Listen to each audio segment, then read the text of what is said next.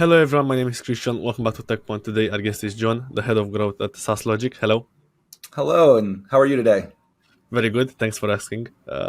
Please tell us, what is Saaslogic? Well, thank you for having me on your podcast. Saaslogic is a subscription and revenue management platform. And so we're really focused on helping companies that are building products, especially SaaS products, be able to monetize whatever software services that they're building. When you have a dream as an entrepreneur to go out and build something and take it to the market and hopefully make some money doing that, we want you to focus on what it is that's core and unique to what you're building and offering, and not have to worry about a lot of the back end work that's required to make sure you can make money doing it. Because if you can't make money doing it, while that's oftentimes okay, that's not why most people get into software business. So we've done the heavy lifting. We've built a very robust platform with Saaslogic that allows you to pretty much create any type of billing model you want, whether it's a flat fee plan, whether you want to do the traditional gold, silver, bronze type of packaging, or if you want to get into very complex usage-based billing, where, if however many API calls tied into a flat, tied into some other data, we have the ability to integrate all of that data from your systems into our engine, calculate whatever the total would be for, that monthly invoice, and then send the invoice off to your customers and then make it real easy for them to pay. That's sort of the elevator pitch. So we can go deeper if you want, or we can keep talking about other things. Yeah, perfect. Please tell us how you discovered this problem, or what's the problems that companies face. Yeah, I appreciate that question. So a little bit of background on Saaslogic. We're from a consulting firm called Expeed Software here in Columbus, Ohio, and our founder Rao Chajarla about 15 years ago, he's an entrepreneur and he's a developer at heart, and he's like, I want to go build cool software for other people. And over the last 15 years, he's sort of seen this problem arise where we're building software for our customers and we're building this pricing engine and this subscription and revenue management engine for them. And we did it multiple times, and we looked at the market and we're like, well, there is Stripe, there is ChargeBee, there is Recurly. How come our customers don't want to use them? And in our conversations, we just were able to pull out little details and little things that made their challenges unique. And which is why they wanted to go with a custom build. And so we took that knowledge and those learnings over the last 15 years, and really our engineering team put a focus on helping to solve some of those. And a lot of it comes down to we need to be flexible, and we need to be able to handle complex easy within the billing models.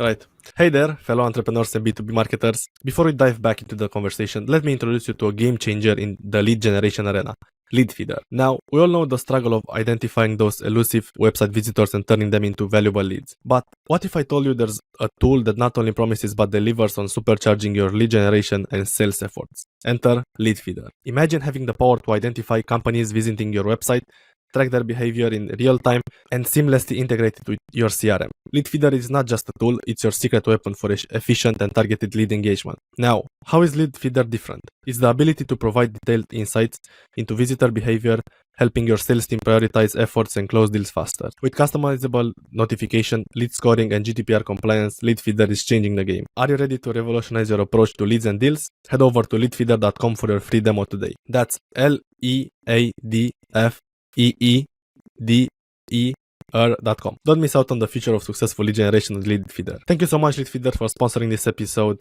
But now, let's get back to it. Tell us the top features. What do you see customers use most? Yeah, I think that the two things that I love to talk about, the first one is our notification portal. And so our notification types. Communication is key, especially when it involves making sure you can collect the money and that the merchant's customers can pay.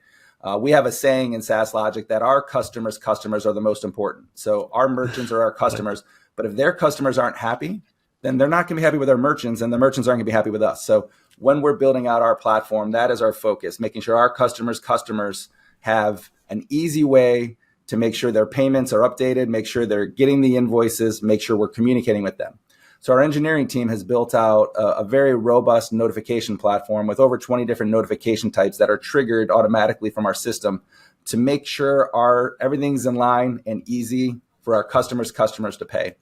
And it's fully customizable. You can create, we give templates out of the box, obviously, but if you want to go in and create your own template for change password or your own template for payment failed, we give you that feature. With the ability to do what, the traditional mail merge of bringing in, like templated first names and whatnot. So it can be a personalized message to the merchant's customers for these notification types. And the second area that I think is pretty awesome is we have a decent, I love it. So I say decent, but it's something I'm very proud of. And it's something that we're continuing to improve. Customer portal.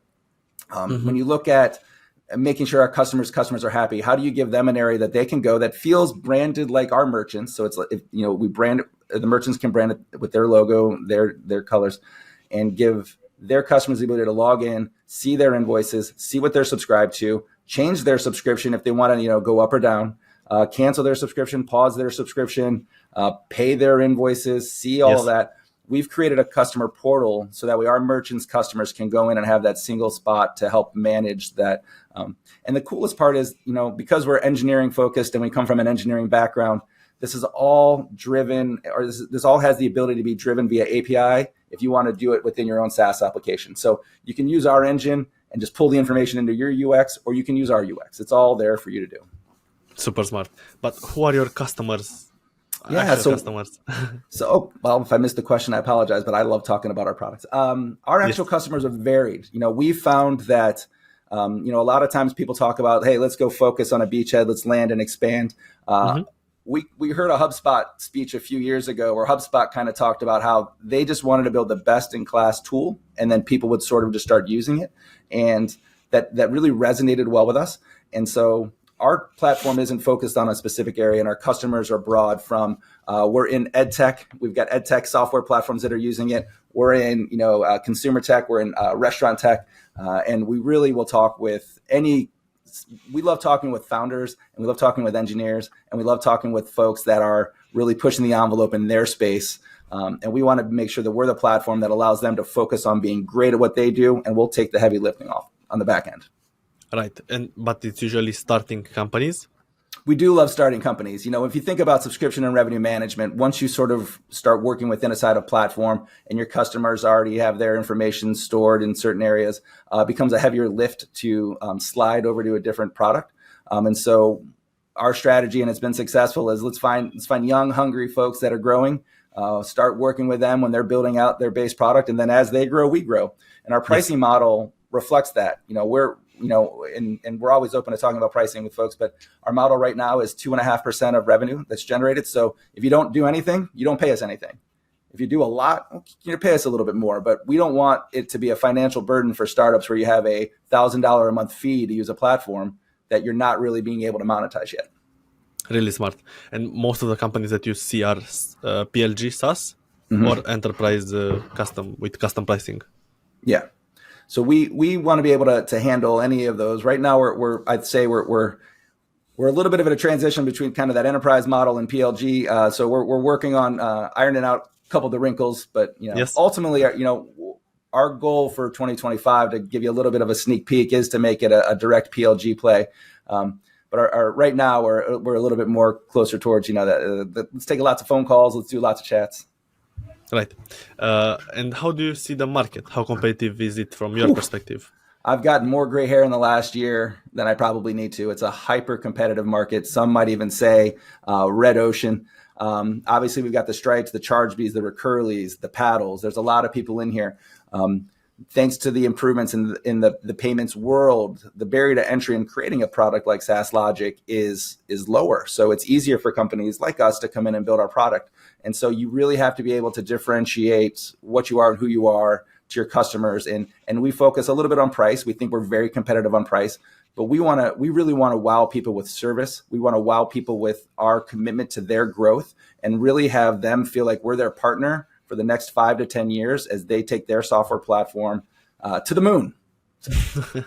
I saw the SpaceX launch yesterday, so I got a space brain after watching the SpaceX launch yesterday. All right. What is your story at the company? When exactly did you join the main company, Xpeed? I joined Xpeed about 6 years ago. My role is a little varied. I do some account management, some operations. I like to say I'm the left hand to the CEO, where he's got a right hand gentleman, Banish, that runs our India team.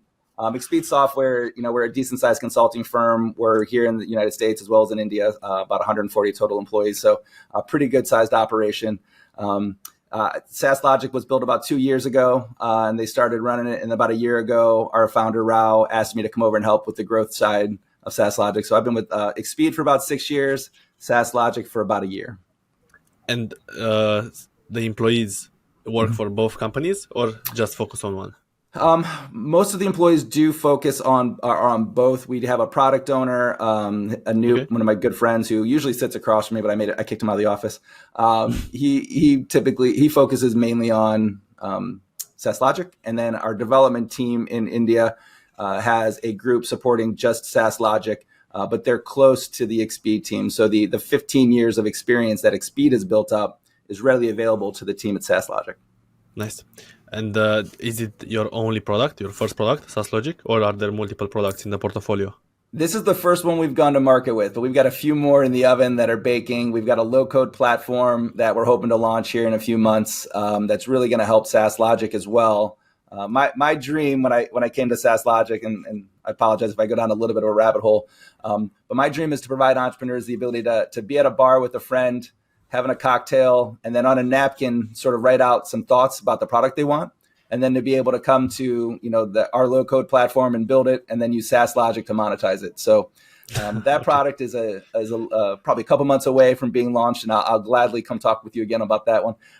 And then our founder Rao, he's a true technology. I'm going to brag a little bit. But he's a technology genius and loves to build, and so we've got a couple other things kind of in the IoT space.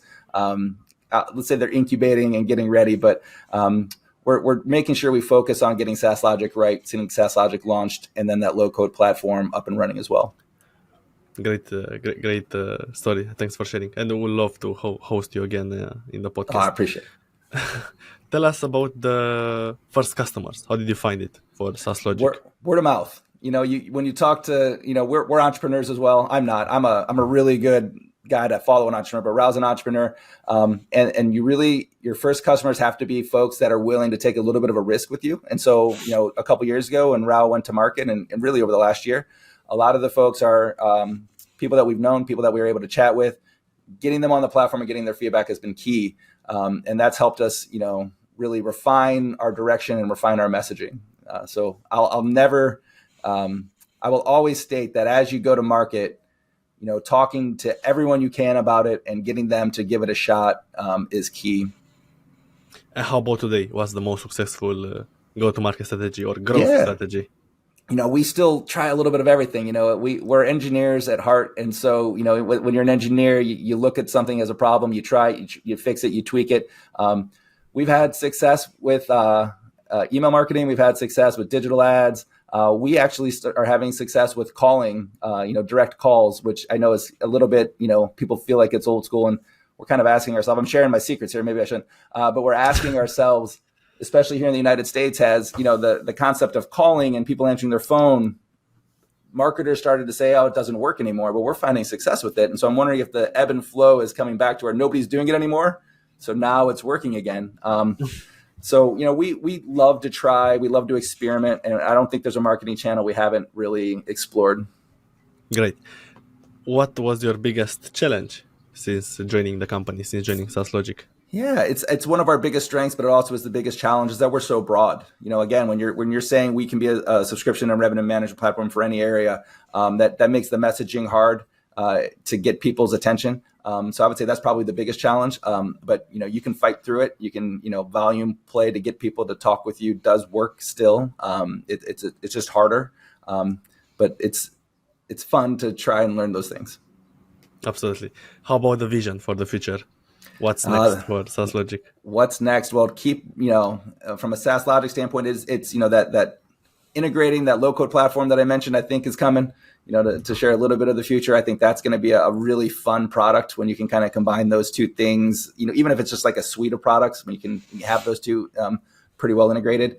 From a Saaslogic perspective, it's continue to hear from our customers about their challenges and then tweak and fine tune our area.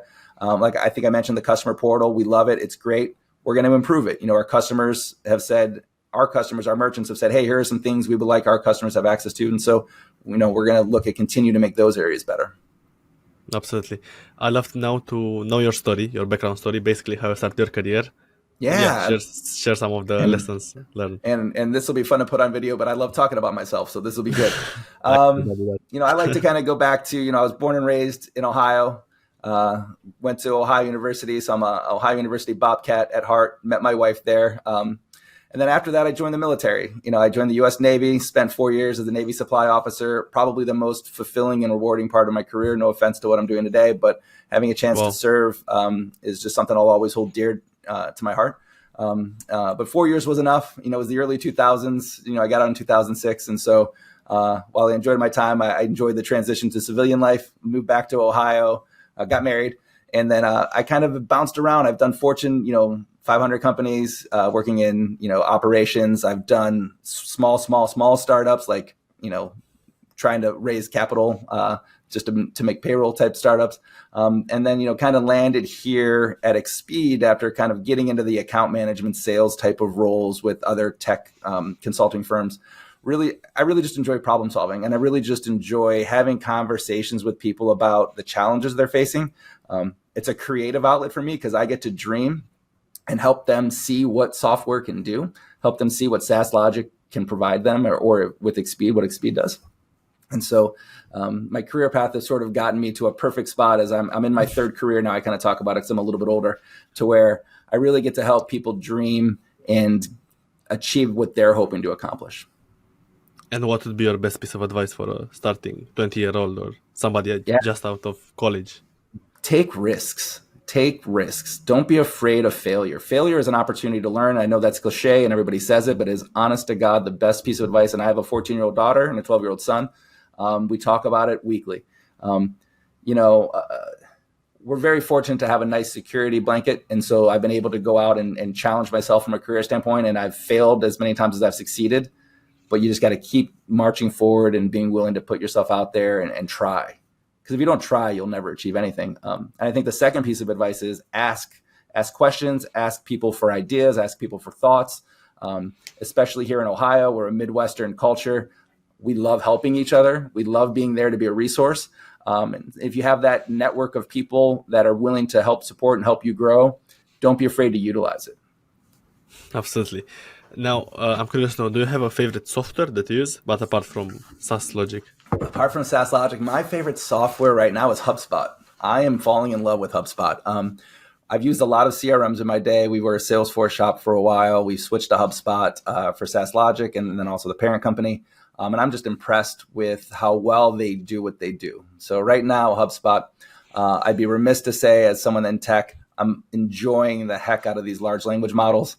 Whether it's OpenAI or Claude, or I haven't got into some of the other ones yet, but we plan on it. One of my best friends is our director of data science, who is knee deep in this stuff. He loves it. And it's just fun to chat about where we are today and where we're going to be in a year, and then where we're going to be in 5 years, about how these tech, this generative AI is just changing everything for us. And I think in a great way. As a parent, it's changing. My kids now, I can help them with their homework because I can't do middle school math. But I can ask OpenAI, hey, how do I solve this problem? Exactly. Prompt it like, I'm a parent of a 14-year-old. How do I do this problem? Snap the picture. And then it goes, oh, here's what you say. And then I can just, read it to my daughter. Amazing.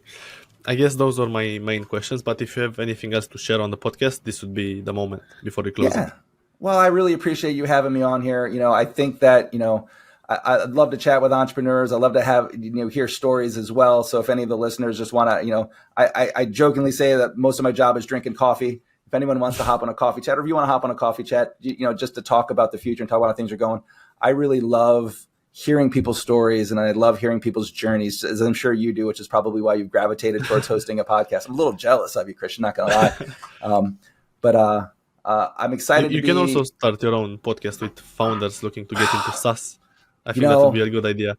Oh, I appreciate that. Thank you. It's been tossed around a little bit, but I don't want to overcommit to things. I'm excited about learning, more. Thank you for sharing, a little bit before the podcast about Tekpon and what you guys do. And I'm really excited about kind of exploring that as an opportunity for us to kind of have our customers brag about who we are. We do think word of mouth and that sort of, hey, this is a great product, you should use it, is the best way of getting long-term customers. So really appreciative of you having me on the pod and letting me kind of share our story. And if anybody wants to know more, I think I'm pretty easy to find. I'm on the internet. You can find me. Thanks a lot, John. I really appreciate it and I enjoyed the conversation. Thank you. Yeah, thank you very much.